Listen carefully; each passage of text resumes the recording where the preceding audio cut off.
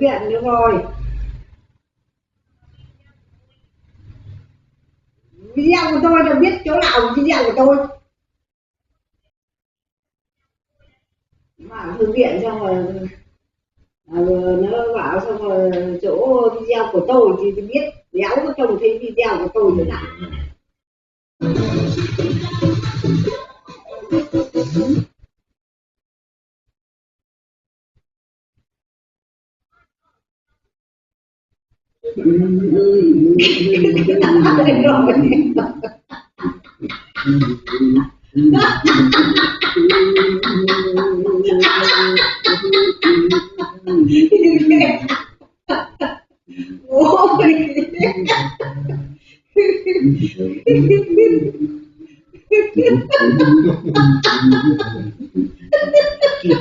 Làm như trên lần trội.